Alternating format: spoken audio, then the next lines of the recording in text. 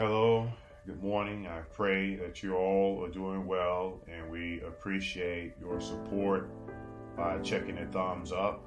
You all have been very kind in your support and watching our videos. And all we're doing this for is to be the hands and feet of Jesus in parts of the world where they might not have a Bible, or people who do have a Bible and do not care about reading it. Hopefully they do not mind hearing me read it. So now I will start reading Genesis chapter 28, verse 1. So Isaac called for Jacob and blessed him. Then he commanded him, do not marry a Canaanite woman. Verse 2.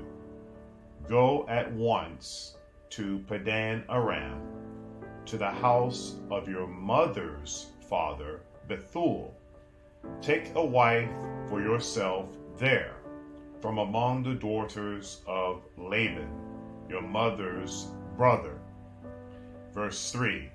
May God Almighty bless you and make you fruitful and increase your numbers until you become a community of peoples.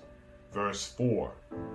May he give you and your descendants the blessings given to Abraham, so that you may take possession of the land where you now reside as a foreigner, the land God gave to Abraham. Verse 5.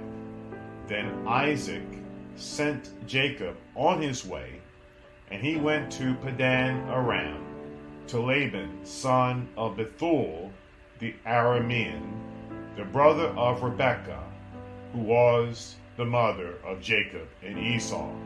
Verse 6.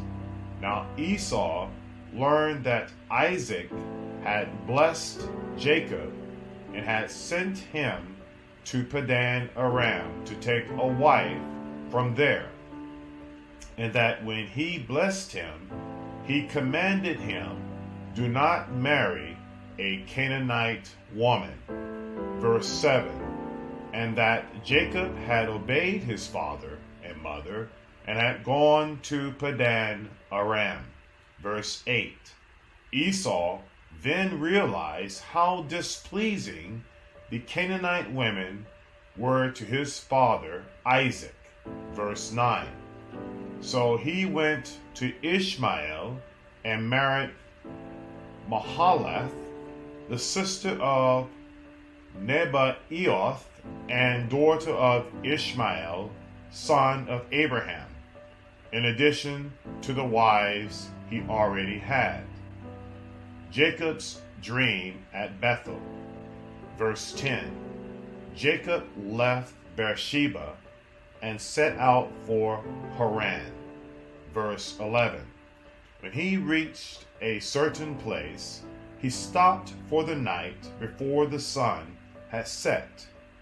Taking one of the stones there, he put it under his head and lay down to sleep. Verse 12.